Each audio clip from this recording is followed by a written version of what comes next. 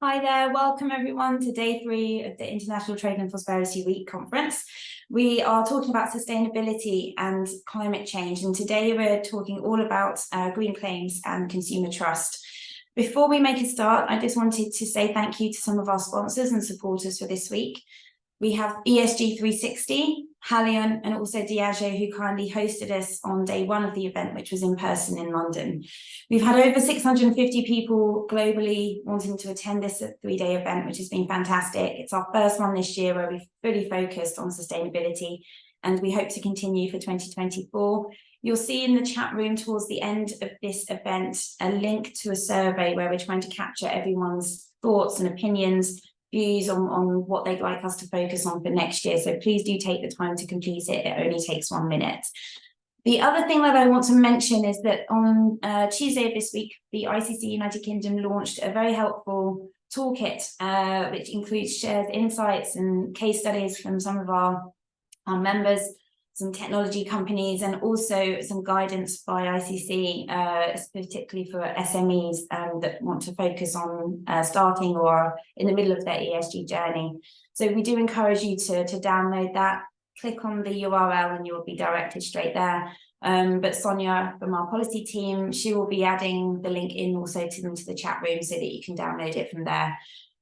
Without further ado, I'd like to now introduce Lucas Boudet, who is our Vice Chair of the ICC Global Marketing and Advertising Commission. So there's probably no one better to lead this session. Over to you, Lucas. Thank you very much. So welcome everyone to this panel on claims and consumer trust. I'm really delighted to moderate this panel because it's a hot topic and a very interesting and intricate topic as well. First, trust is key because it's in the interest of consumers and citizens, as well as for a well-functioning society. It's also key for businesses. Maybe you don't know that 30 to 50% of a brand's market capitalization comes from its reputation. This trust is instrumental to the long-term sustainable advertising ecosystem. Secondly, what we can see is environmental considerations are high on the agenda. Consumers and society at large have a growing awareness, concerns, and expectations when it comes to environment. And brands are increasingly focusing on their values, and they want to have approaches that resonate with the expectations of consumers and society. So it's fair and legitimate for brands to seek to promote their product, services, approaches that have a better impact on the environment. Nonetheless, what we're seeing over the last years is actually an increase in environmental claims and also in what we call greenwashing, claims that deceive consumers into believing that the company's products are environmentally friendly or have a greater positive environmental impact than they actually do. And to give you just an example, in 2020, the Consumer Protection Corporation network under the European Commission carried out a sweep, and it came out that actually 37% of the cases analyzed said that there were vague statements such as environmentally friendly, eco-friendly, and interestingly, 59% of the cases found that the trader had not provided a qualification or evidence to support the claim. So really how to tackle this, because it's detrimental, as I said, for consumers, for businesses. But on the other hand, what we wouldn't want is to come into a situation of greenwashing, where companies don't actually make any claims for fear of being accused of doing greenwashing. So how really to strike the right balance between greenwashing and greenwashing? And actually to have further insights into that complex issue, I'm delighted today to have a great lineup of speakers, 4 speakers that will be presenting different perspectives on the issue. So before giving the floor to our great panelists for them to present themselves, just a quick word on the process. That everyone, I want this session to be interactive. So don't hesitate to drop your questions in the chat, and we'll take the questions as we go on. But without any further ado, a huge thanks to our panelists today. And I'd like to give the floor for a quick word of introduction to Alexandre Dérobert. He's Public Affairs and Policy Officer at the European Advertising Standards Alliance. Thank you, Luca. So yes, I'm Public Affairs and Policy Officer at EASA, which EASA is the organization representing and coordinating collective self-regulatory systems of advertising at European level. And my work here is mostly related to policy, so legislative activities at EU level, whether existing legal acts or upcoming legislative initiatives. Thanks a lot, Alexandre. I'm happy to introduce Chara de Lacey, Head of Business Integrity at Transparency International UK. Thank you, Luca. Good morning, afternoon, evening, everyone. Yes, as Luca said, my name is Chara de Lacey, and I'm the Head of Business Integrity at Transparency International UK. Thanks to ICC UK for the invitation. So Transparency International is, as you may know, the world's largest anti-corruption organisation. At TI UK, we're the UK chapter, so we act as a leading centre of anti-corruption expertise in the UK. Conduct advocacy, research, and particularly in the context of the business integrity side of our work, which I head up, we develop practical tools and guidance to the private sector.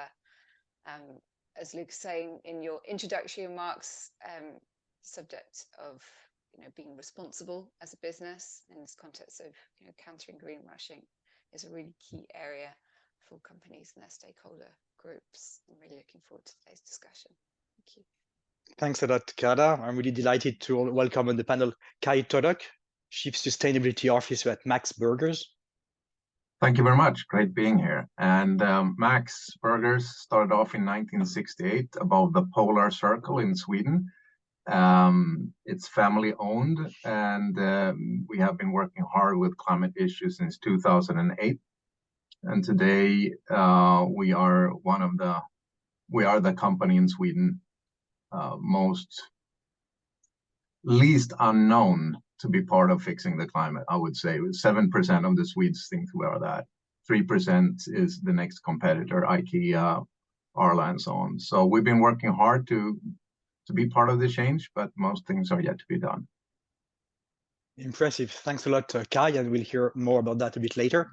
Thanks, and I'm happy, last but not least, to welcome, as part of the panel, Peter Andrews, Director of Consumer Rights, Innovation and Impact at Consumers International. Thank you, Lucas. Yes, so I'm from Consumers International, and we are the umbrella organisation for consumer advocacy groups all across the world. We represent over 200 organisations in over 100 countries, and our role is to make sure the marketplace is fair, safe and sustainable for all. So we work very closely with UN institutions, global businesses and NGOs and governments to advance that. Looking forward to the discussion today. Thanks a lot, Peter. And actually, let's just start with you, because I think it's important. Consumers are core in everything that we're talking about. So having your perspective is key. So what are the viewpoints of consumers with regards to green claims, and what do consumers maybe expect from brands as well? Yes, well, it won't surprise you that through surveys of consumers all across the world, worries about war and conflict are at the forefront of many consumers' minds. But apprehensions about climate change, water pollution, and wider environmental damage are closely followed behind as top priorities for consumers. And we know 76% of consumers worldwide feel that affected by climate change already, so they're already suffering the impacts of that. And so it's not surprising that over half of people say that living in a way that is good for themselves, others, and the environment is a large or major priority for them. But only 35% or so say they are mostly able to live this way now. So there is this challenge, a intention and action gap. But people do say that they are adjusting their lifestyles in some ways already to try to align to more environmental values. But 1 in 4 consumers believe companies are not making it easy for them to act in that sustainable way. So you mentioned, Lucas, about an online sweep, or a sweep by the European Commission on the prevalence of misleading green claims in the marketplace. A sweep of online marketplaces conducted by the International Consumer Protection Enforcement Network suggests that around 40% of sustainability claims online could be misleading. So the evidence is out there that we're facing a big challenge. And there are certain terms that are identified as problematic, and then they could be problematic in a whole range of ways. And that could be down to that they're not substantiated. Very clearly a big challenge there, but also consumer understanding of the terms. So a term could not, a consumer's interpretation of a certain term may be quite different to what the company's intention could be. So we've got a big challenge to overcome here. And when we're looking at green claims, it's important to recognize that consumers do feel challenged to understand certain terms in the marketplace, but in general, consumers will struggle to identify what is a misleading claim and what is a credible claim. So if you look at education, for example, advanced education doesn't guarantee informed choices, as consumers struggle to identify greenwashing. Even those educated consumers that believe that they can interrogate information a bit more effectively, and they are more skeptical. There is no evidence that when presented with misleading green claims and credible green claims that they are able to make a difference, an accurate decision there. Equally, for heightened environmental awareness, and actually people with a greater environmental awareness tend to fall more afoul of misleading green claims. So even if you're more educated, even if you've got a stronger interest in the environment and knowledge about it, you are more likely in some cases to be fall deceptive to these claims. And it probably, again, is no surprise that consumers' classification of products as sustainable or not is heavily influenced by visual clues. So whether the product is green, whether there is an image of a tree or so on, even if none of the text on the packaging is claiming a green, it's that visual piece that can really deceive consumers in some shape or form.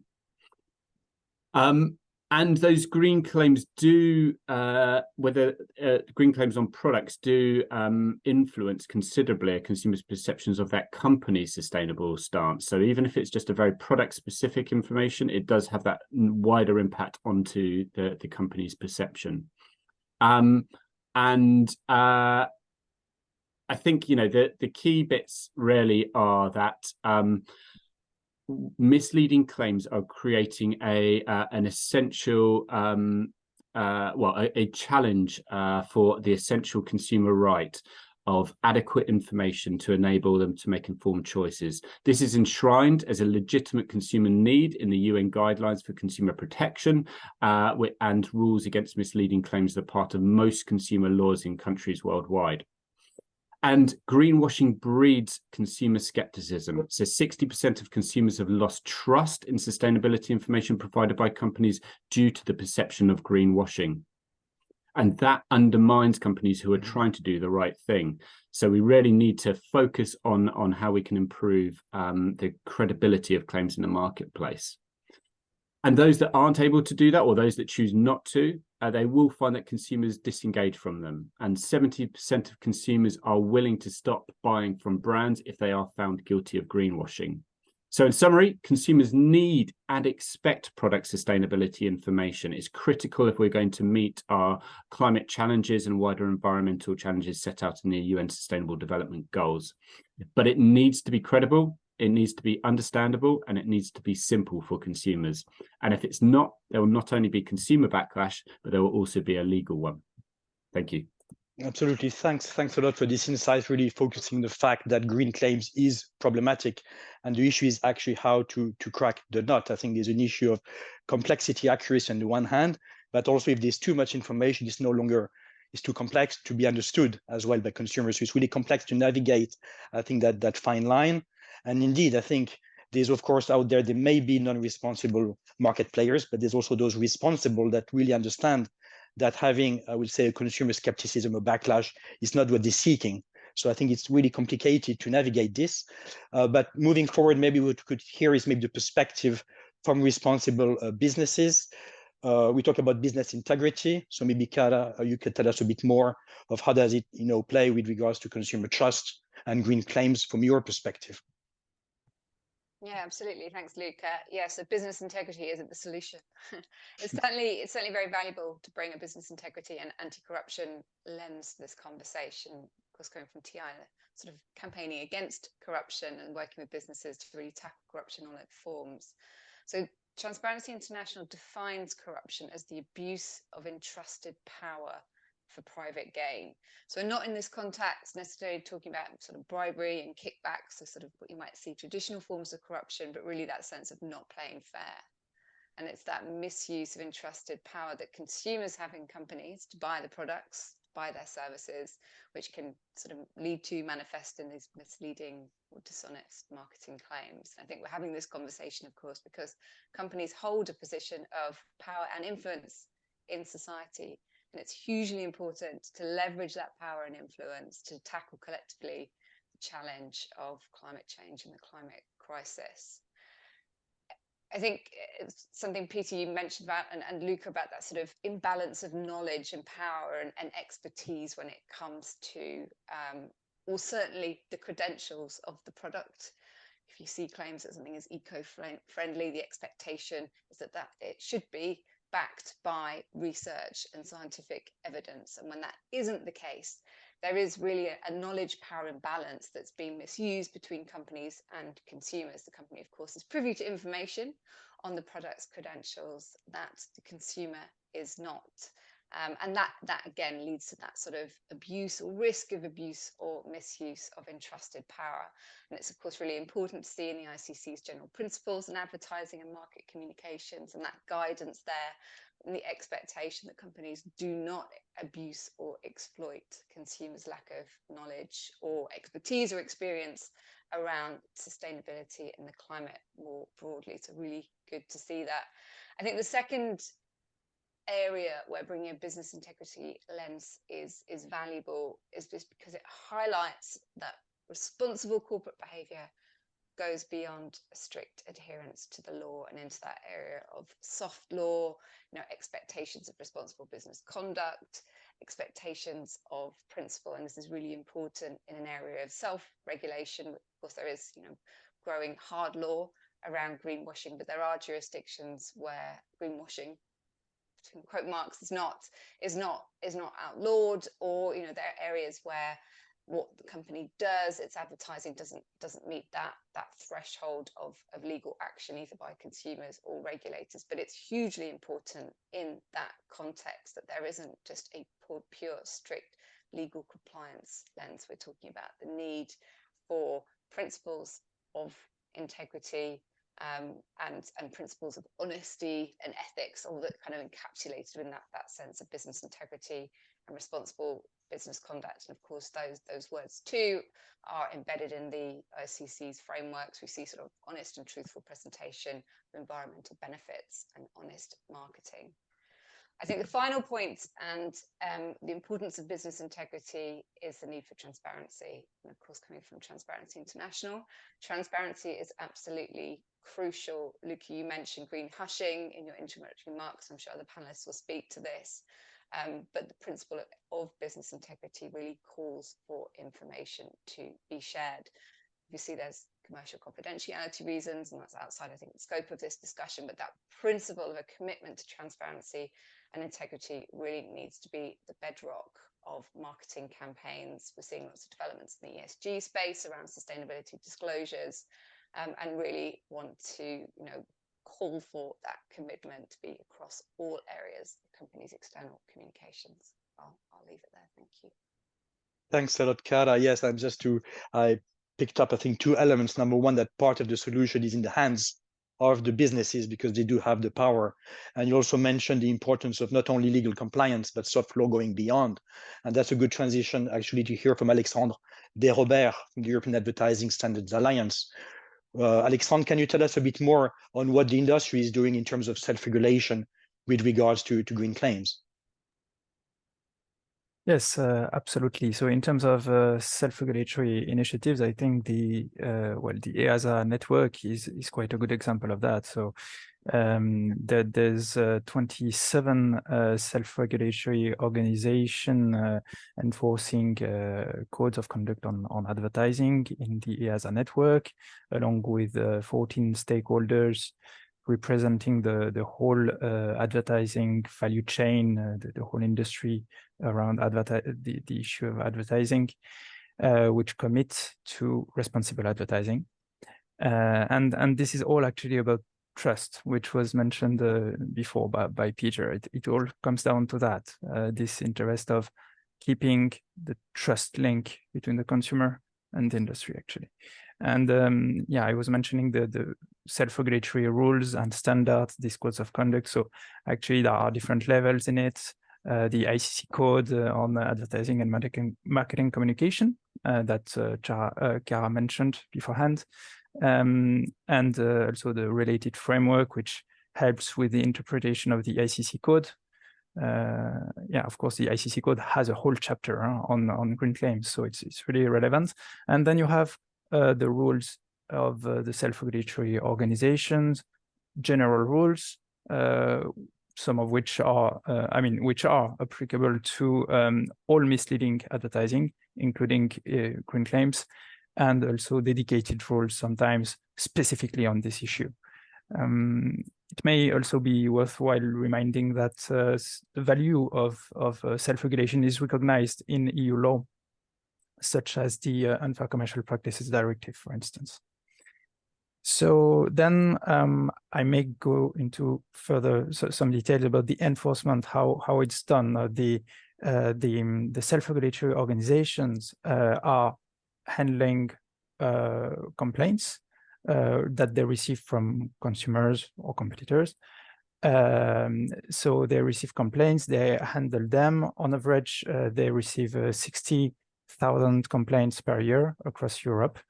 These complaints are swiftly handled. 3/4 of them are handled within 2 weeks, and almost all of them, 97%, in 2 months. So it's quite fast. Which is a sort of way actually to protect the consumer. The fact that it's handled and fast.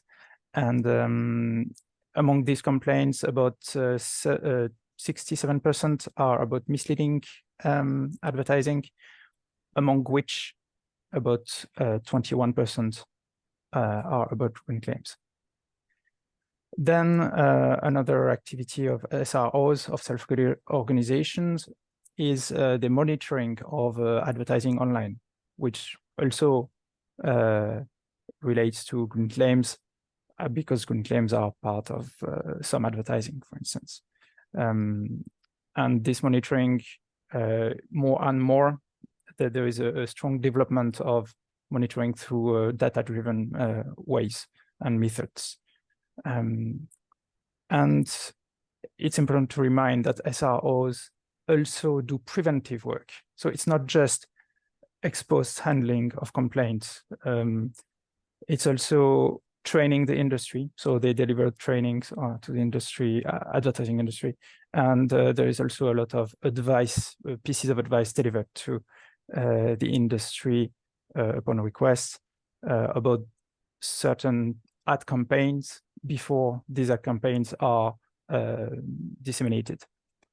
This kind of prior advice are given to an amount, to give you a taste of it, it's like more than 100,000 per year. So it's quite substantial. And yeah, I may also mention a few side activities of EASA, best practice recommendation, claim substantiation, for instance, which helps self-regulatory organization devise and create their codes and make them evolve. And also EASA co-organized with DigiJust joint task force on green claims, which enables self-regulatory organization to have dialogue with the authorities. So it's a bit about the whole picture on what self-regulation does to address the issue of green claims. I hope that answers the question. Yes, it does. Thanks a lot, Alexandre. So we had, I think, the macro picture from trade bodies, from organizations, but I think it's important. I'm happy to have a company actually like daily facing, I think, the issues of how to handle green claims. So I'm happy to have Kai with us, because Max Burgers is, as you mentioned, is really known for its proactive approach to responsible environmental marketing. But can you maybe tell us a bit more about, your vision, the action, and even maybe the role of ICC, or what has been mentioned in your daily operations to ensure that the communication you have is responsible? Yeah, sure. So since 2008 at Max, we've said that Max is part of the climate problem. We've been clearly stating that, so that means we need to be part of the solution. And the solution, you have to work on that in many different ways. One is just to look at your carbon footprint. So we have, we look at the full value chain of our carbon footprint, and we have reduced it with 30% per 1,000 calories, according to World Resource Institute, which we also cooperates with. So we're kind of doing some of that homework. We've also made it easier for our consumers to make informed decisions with, in 2008, with the world's first climate labeled menu. But I would, and then why are we reducing our carbon footprint? It's because we're selling products with lower carbon footprint, like green burgers, lacto-ovo-vegetarian or fully plant-based burgers. They have increased from 2% of sales volume in 2014 to 18% in 2021. So that's a 900% increase just because we were looking into climate issue. But still, I mean, we have operations in Sweden, Norway, Denmark, and Poland, but we are a really tiny player in a global setting. So if we grow 200 times in size, we will still be smaller than our main competitor that are famous for their clown symbol. And so we believe now that the biggest thing we can do now is to do a lot of good stuff around climate and then communicate about it. Both communicate to other companies that we're actually making it in a profitable way so that they can be inspired to do more, but mainly to communicate to our guests, potential and existing, so that they can make informed decisions. And so the environmental claims are important to drive the much needed change. I mean, the guidelines for the environmental claims from ICC has had a really good, been good learnings for me personally. I've understood the difference between the claims, the qualifications, the substantiation. And so it has resulted that we communicate differently today than what we did earlier. Earlier, we might have said, for example, climate positive, Max is climate positive. Now we're saying, how is Max climate positive? Then we come up with a number of qualifiers directly, never alone, directly. We are looking at the whole value chain. We are working hard to reduce emissions in line with the 1.5 degree target from Paris. And we plant trees. As they grow, they capture 110% of emissions. And then after those qualifications, that's the smallest unit we can use when we talk about climate positive. So it's quite elaborate, and it means that we can never go with 12-second commercials in this. It has to be in certain settings so that it's clear. And then, of course, we have a lot of substantiation behind that. So I think one of the good things with understanding the ICC framework is that it makes us both avoid greenwashing and green hushing, so that we dare to make claims, because it's what the world needs. This summer, we had the highest temperature in 120,000 years globally. So time is running out, and companies really need to be part of this change, and they have to be it now. So greenwash should not be an option. Green hush is not an option. We need to find that narrow path in between to make claims. It has never been harder to make correct claims, but it's never been more important either. So that's why we need these kind of guidelines. Thanks a lot, Kai. We're talking already here about maybe some solutions. And to come back to Peter, you raised a series of problems, I would say, that need to be addressed. And maybe could you comment a little bit on the ICC framework, on potential solutions or actions that Consumer Internationals is working on, thinking about, or expecting? Yeah, certainly. So absolutely commend the ICC for its framework on environmental marketing communications. I think what we need are robust guidelines that align what it means to convey credible sustainability information to consumers. I would say there are others as well that need to be considered. So there is the UN One Planet Network Guidelines for Product Sustainability Information. Consumers International co-leads the program under that UN One Planet Network on consumer information for sustainable consumption. And the guidelines are designed for not just businesses, but governments and other stakeholders. So really important there. And then there's the ISEAL codes of good practice, which are incredibly important. So what I would say is making sure that these and the ICC framework complement each other is critical, so that companies are not given differing sets of information. The more we can coalesce around a few different frameworks, guidelines, the better for everyone. And that they do need to try to align or even engage with policymakers, so that evolving policy does not go off in a different direction as well. But regular evaluation is needed to stay on top of market developments. We see new claims coming to the marketplace every day. We see new challenges as we understand more about consumer behavior. We can understand the impacts of different types of claims and what needs to be done. If I take a sort of step back, there are a couple of things that I think are really important to focus on. And the first is to collaborate to create a data commons for product sustainability. So the starting point for action for everyone should be setting an expectation that the granular, accurate and verified primary data on product sustainability is available to all. And the end point is that businesses can then integrate such information from a variety of sources to create an operable database, enabling that sophisticated and effective consumer communications. But I know this is a challenge. Products level data is often competitively relevant and therefore treated as highly confidential by many businesses, as some of you have said. But I think particularly retailers and e-commerce platforms are in a good position to create a community of practice amongst sellers and suppliers, where data is shared between them. So reciprocity is a key principle.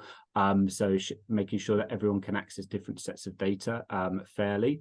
And then you can start to help to align incentives between different actors, so you can get a bit of a flywheel effect that fosters that data integrity and sharing and gets more actors on board.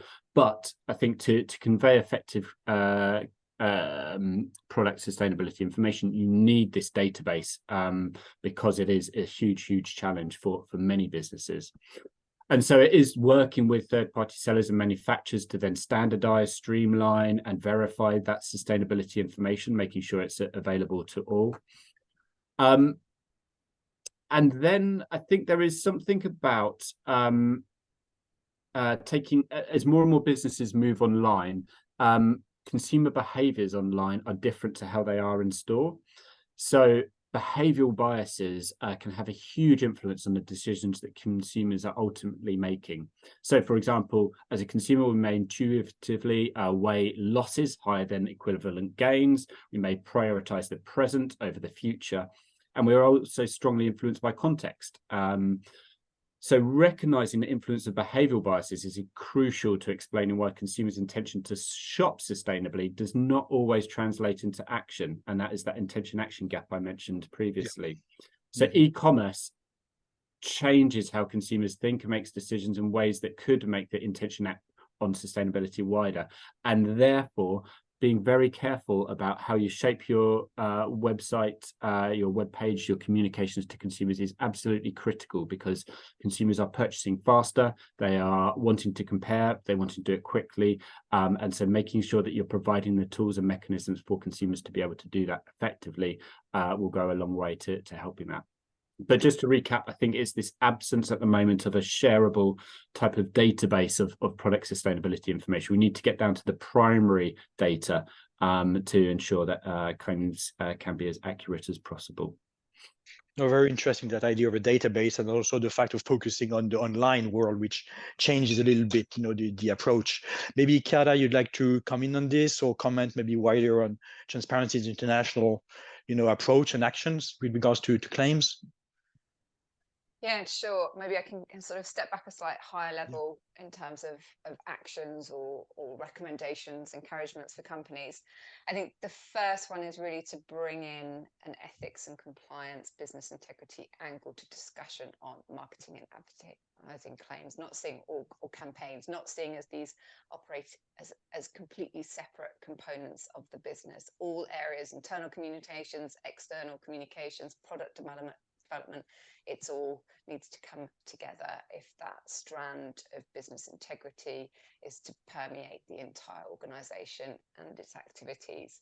So we're currently at TI UK working on a project to help companies really bring that business integrity and anti-corruption angle to their broader sort of sustainability efforts. So seeing business integrity and anti-corruption as a component of those and have that sort of coordinated, holistic approach to ESG. So that's one area, but not seeing these as siloed parts of the company, but very much part and parcel of the same organisation. I think linked to that is really having an overarching joined up approach. One area of Transparency International as a sort of broader movement has really engaged is where we see, on the one hand, marketing and advertising campaigns that sort of talk about areas of sustainability and sort of green progress.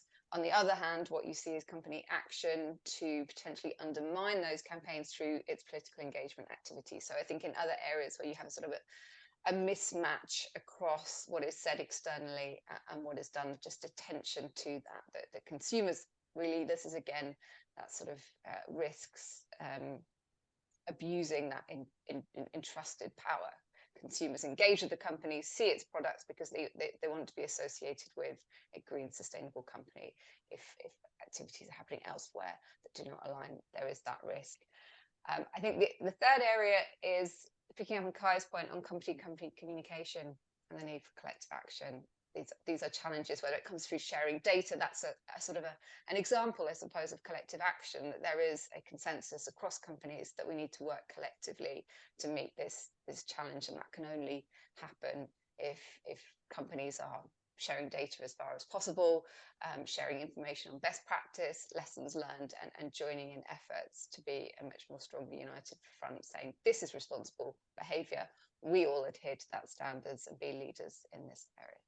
Yeah, thank you for that. No, indeed, collective action, collaboration, I think is part of the answer.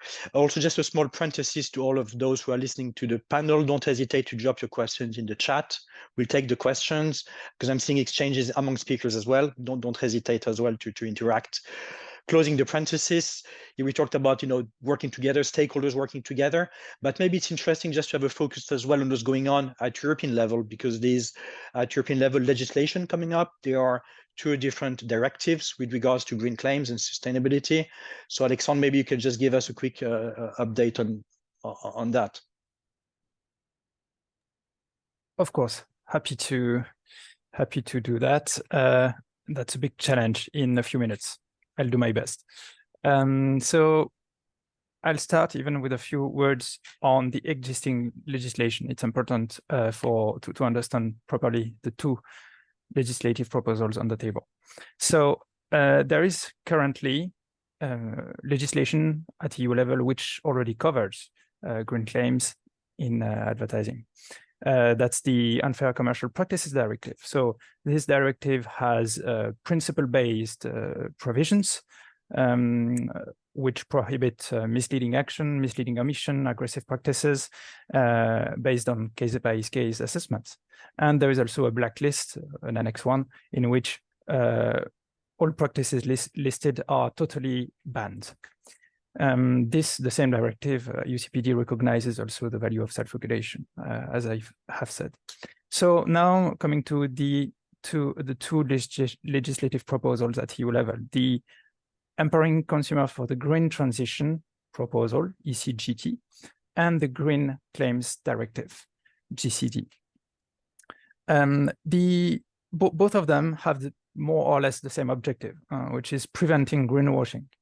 While the ECGT, Empowering Consumers, is more about prohibiting a number of claims, which amount actually to misleading practices, the Green Claims Directive, the GCD, is more like laying down the rules that must be complied with about substantiation, communication, and verification for a claim to be suitable and to become compliant with law.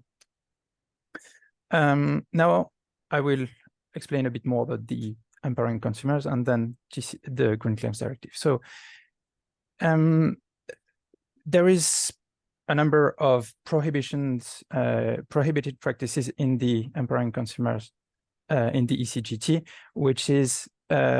which are prohibited based on ad hoc assessments. That's, for instance, future and environmental claims related to future environmental performance. They would have to be accompanied by commitments, by targets, and by a certain type of monitoring, for instance. If not, they would be prohibited. Also, advertising benefits for consumer of practices which are irrelevant or not linked to the product, that would be prohibited as well. And then there is a number of totally banned practices because they are added in the blacklist. Generic claims, for instance, if they are not backed by recognized excellent environmental performance, they would be banned. Then, of course, what is recognized and excellent environmental performance, it's, for instance, the EU eco labels, ISO, etc., and there are some others. And there is also a number of examples provided in the recitals. So, for instance, it can be green or eco-friendly, etc. And other banned practices, such as claims based on CO2 offsetting schemes, about a product that a product has a reduced or neutral or positive CO2 emission impact. That would be bad.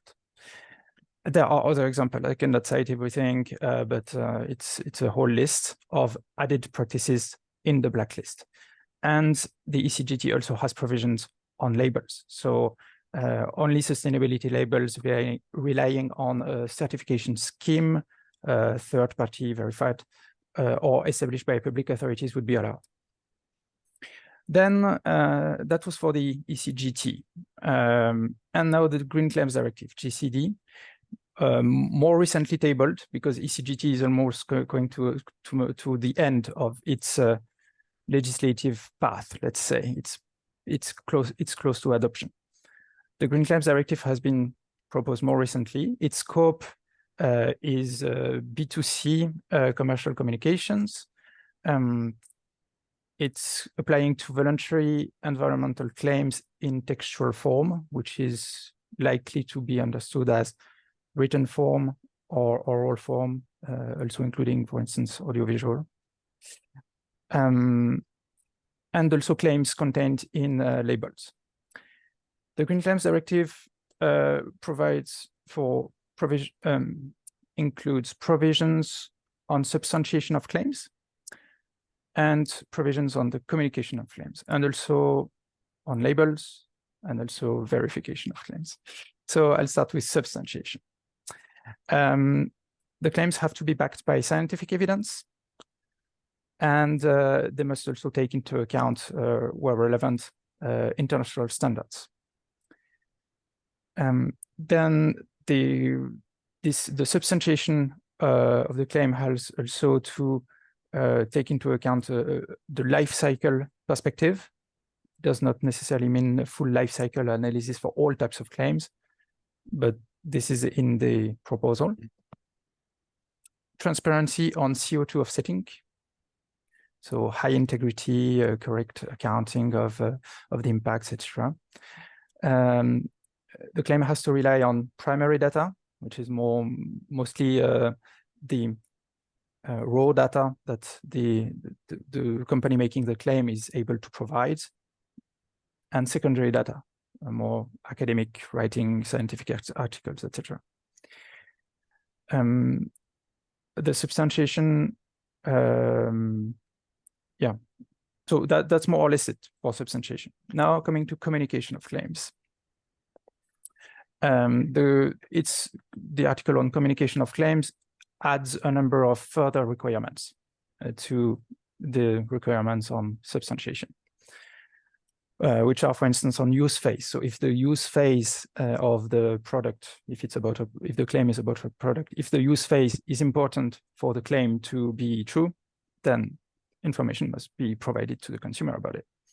And same on future performance. So if the claim is about future performance, then there are additional requirements on what must be provided to the consumer in terms of information, how to realize the claim in the future.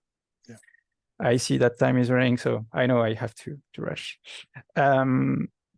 So yeah, and then you have the provisions explaining how the information must be communicated to the consumer. And what information. So it has to be the coverage of the claim, for instance, which has to be clear, specific, information on EU or international standards, a summary of all this information, in case of CO2 offsets, further information, and finally the certificates, because the claim, before it can be made, must be certified. I'll come to that. And there are also provisions on labels, including a ban on new public labels, national public labels, which is a bit disputed and will likely be disputed, and a new private, also a requirement for new private labels to be able to demonstrate an added value compared to existing labels. Thanks. Finally, ex-ante verification, that's quite important. All claims would have to be ex-ante verified by independent accredited verifiers. And of course, ex-post enforcement as well. So that presents a whole lot of changes because there are different timelines. The ECGT is almost at the end of the process. GCD is only starting. It's not always the same policymakers, not always the same decision makers taking the decision. So a lot of coherence challenge. And finally, possibly overlapping provisions. You've heard me explaining about offsets in the one proposal, but also in the other. So if the one proposal forbids them, or at least to a certain extent, to what extent can the other one actually, regulate it? So that a lot of challenges around it. Absolutely. No, huge thanks, Alexandre, for this detailed information about the upcoming different directives. I see that Kai, you have your hand up. Maybe you want to... Yeah, I just want to build on that and say I'm so happy that the Green Claims Directive and also ICC guidelines are thinking about aspirational claims or future claims and say they also need to be substantiated. And so it's the same hard demands on making those claims. And I think it's really important because we've had this ambition race in UN and other places where companies come up with, in 2040 we'll do this, or 2030 we'll do that. And it actually has created a playing field where results have not become as important as ambitions. And I think that is the last we need now. We need even more focus on clear results. So I'm really happy for that development. No, thanks a lot for this. I'm seeing several questions in the chat, and one of them I think we've partially answered it is, are there any legal regulatory measures in place to address greenwashing? I think for Europe, Alexandre has answered that at length, but maybe, I don't know if any speaker around is able to comment for other geographies. Maybe is the upcoming regulation or not? Yeah. I can just say that the dairy giant Arla in Sweden, they couldn't use the term net zero climate impact. They started using that in 2019, and they're now prohibited from using that. And the result is that they also stopped the carbon removals that helped them make that claim. So they stopped planting the trees in the tropics, which also reduced poverty locally and so on. So that means that sustainability benefits and the climate benefits are also lost at the same time. So here we have a kind of a perfect example where you're doing some greenwash and then you're ending up in green hush instead. And it means that you're not actually creating all those climate benefits at the same time. So it just highlights the situation we're in. Yeah, Absolutely. And there's a question here is, how does sustainability differ for businesses providing a service rather than a product? And is there anything enforcing change for those businesses? So not Alexandre or anyone else would like to answer that one. Is there a difference between products or services, or the approach is one size fits all in terms of regulation or rules? So in terms of the legislative initiative I've presented, they apply to products and services. Okay. And for ICC, any other comments? If not, there's another question about strategies for organizations to communicate their sustainability initiative transparency and authentically. We've mentioned the ICC framework and guidance, but is there any other comments from one of the panelists about that, maybe? Chara, I don't know, or don't want to put you on the spot. In Sweden, we have this initiative Comms to Act. So it's the communications agencies, the advertising agencies, and they come together to come up with principles to avoid both greenwash and green hush. And I think that there are a lot of different international initiatives like that. So there are frameworks out there. Absolutely. For example, the World Federation of Advertisers has that initiative. Global guidance on responsible environmental marketing, indeed. And there's a question about litigation as well. So maybe Alexandre, you can comment on the self-regulatory part. It means that litigation, it can be before courts. I don't know if anyone wants to speak on that, but with regards to complaints, I think Alexandre, you mentioned consumer complaints. But does it also include competitors' complaints in self-regulatory complaints? Yes, it does. But to my knowledge, it's a small percentage. It's mostly the bulk of the complaints received by self-regulatory organizations are from consumers. And it's worth mentioning that the complaints are analyzed and assessed by independent juries with composed of people drawn from, let's say, civil society. Often it's up to the SRO to define exactly, but these are independent bodies which assess the complaints. Thanks. And Peter, you want to come in?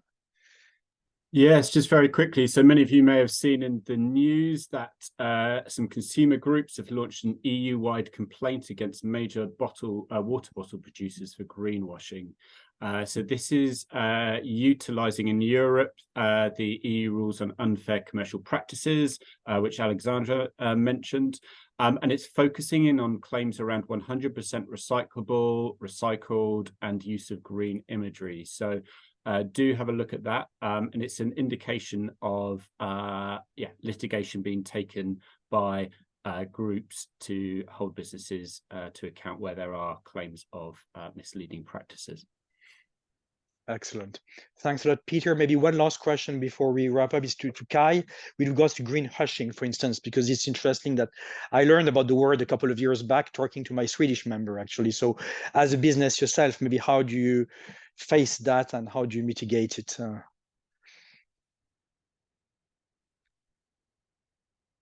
I start? Yes, of course. Yes, okay. It's to you, the question. Okay. Yeah. So, I mean, we cannot drive change without communicating. We know that. So green hushing is something that we can't do if we want to inspire change. And I mean, I talked a little bit about that earlier on, I think, but the basic is that consumers want more conscious offers around sustainability, around climate, and around environment. It's very clear. 2 out of 3 Swedes say they want more corporate comms around that, actually. Though most, or also about half of the Swedes are confused about what they mean. Mm-hmm.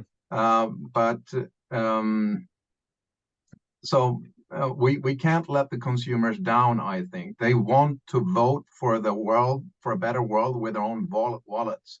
And how can we, that's a journey we have to go. And if we're going to go on that journey, we are also going to have to change our own businesses. We have to probably sometimes change the core business idea. So for Max, our cash cow has always been our beef burgers, and they have about 10 times the amount of carbon impact, climate impact, as a plant-based burger.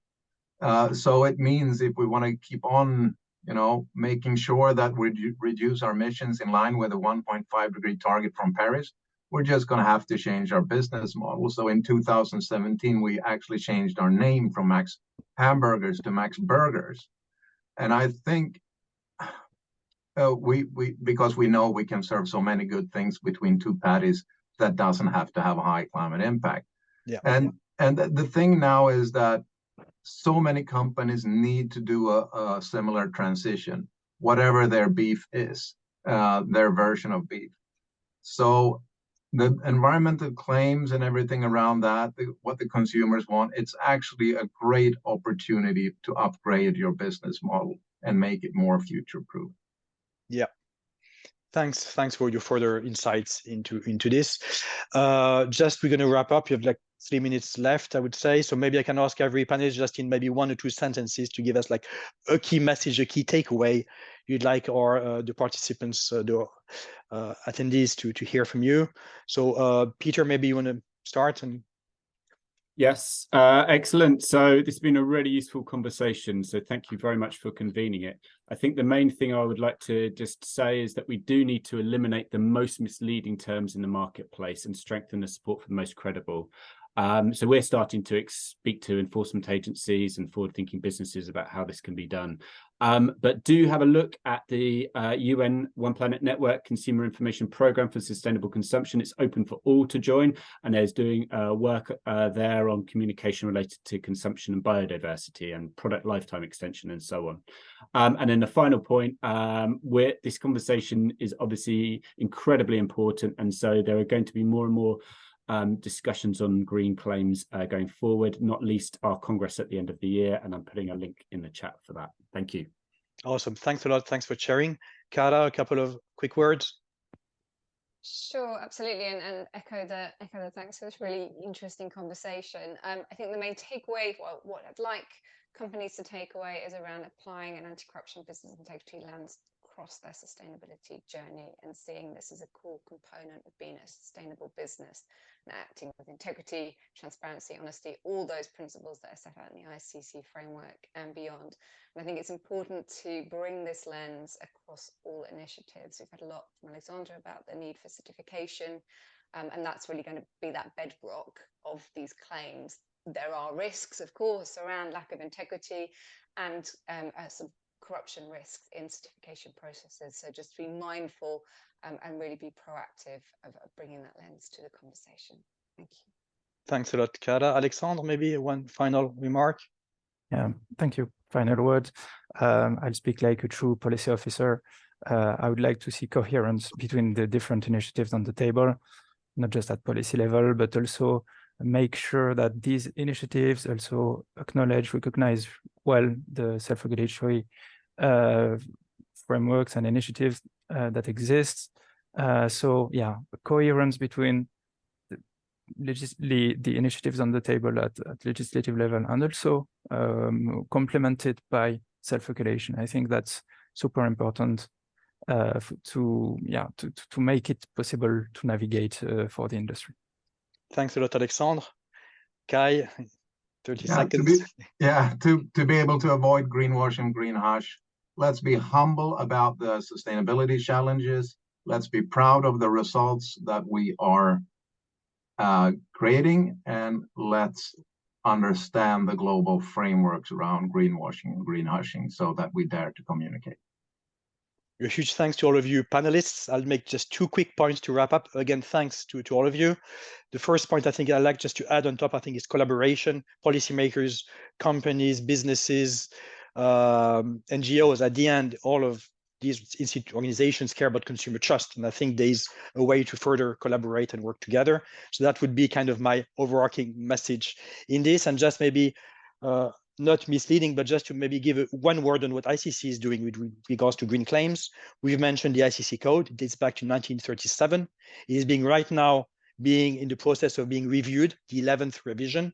It includes the full chapter D on environmental marketing with the framework. So that's being revised. And also there's also ICC Academy that's developing a training based on the ICC framework for responsible environmental marketing. Just to say that ICC is doing also its part of the job in supporting industry, avoiding greenwashing. That was it for me. I think perfectly on time. I give the floor back to ICC. Thanks again to everyone. Thanks, Lucas, and thanks for doing my job for me by mentioning all the excellent work that the ICC is doing. If you want to be part of shaping those frameworks and actually having a say and seat at the table, you know, you do need to be members of the ICC to do that. So do get in touch with the team, myself, or anyone that you've received emails for regarding these webinars, and we can help steer you and put you in touch with the relevant committees, commissions, and task forces so that you can take part in those. The next session today is at 12 o'clock UK time on human rights. It'll be the last session of the 3-day event. Do take part in that. And then also you'll see in the chat that I've just included the event survey. So if everyone can take part in that, that would be fantastic. Thanks again. And thank you very much to all of our panelists for taking the time to speak with us today, and have a good rest of the day. Thank you. Bye. Thanks a lot. Thank you.